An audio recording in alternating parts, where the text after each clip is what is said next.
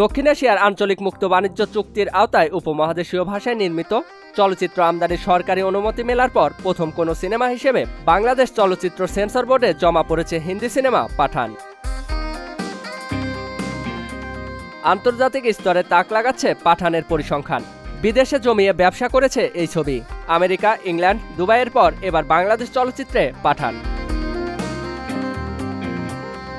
Sensor বোর্ডের উপপরিচালক মোহাম্মদ মঈনুদ্দিন জানান, সিনেমাটি আজ সেন্সর বোর্ডে জমা পড়েছে। সিনেমাটি দেখার দিনক্ষণ এখনও চূড়ান্ত হয়নি। সেন্সর বোর্ডের চেয়ারম্যানের সঙ্গে কথা বলে দিনক্ষণ চূড়ান্ত করা হবে। সিনেমাটি ৫ মে মুক্তির পরিকল্পনার কথা জানিয়েছে সিনেমার আমদানিকারক প্রতিষ্ঠান অ্যাকশন কাট এন্টারটেইনমেন্ট। তবে আপাতত মুক্তির বিষয়টি সেন্সর ছাড়পত্র পাওয়ার উপর নির্ভর করছে।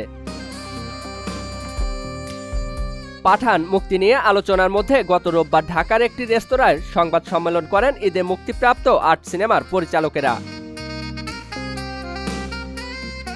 সংবাদ সম্মেলনে লিখিত বক্তব্যে লোকাল সিনেমার পরিচালক সাইফ চন্দন বলেন, ঈদের প্রতিটি ছবি কম বেশি দর্শক টানছে। ভালোভাবে ব্যবসা করতে হলে ৩-৪ সপ্তাহ সিনেমা হলে চালাতে হবে। ফলে পাঠান সিনেমাটি ২-৩ সপ্তাহ পর মুক্তি পেলে ভালো।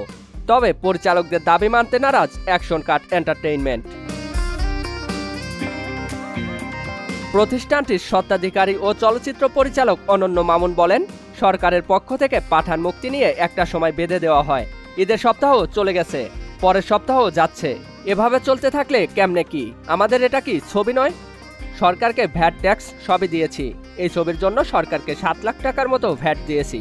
ঈদের আর সব ছবি মিলে তো ৭ লাখ টাকা ভ্যাট দিতে পারেনি। আমি তো সিনেমা এনেছি ফ্রিজে রাখার জন্য নয়, রিলিজ দেওয়ার জন্য।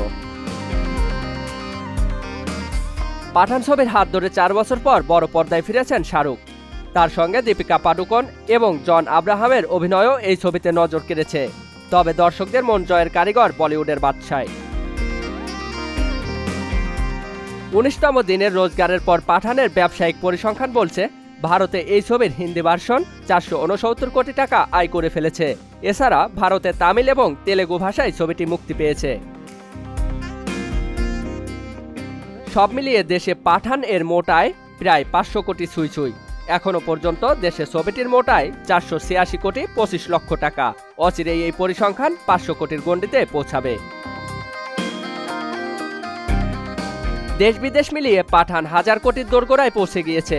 ৩ সপ্তাহেই এই ছবির মোট আয় ৯৫০ কোটি। আর কিছুদিনের মধ্যে তা ১০০০ কোটি ছাড়িয়ে যাবে। জিয়াউল ইসলাম, মহাজন আইটি।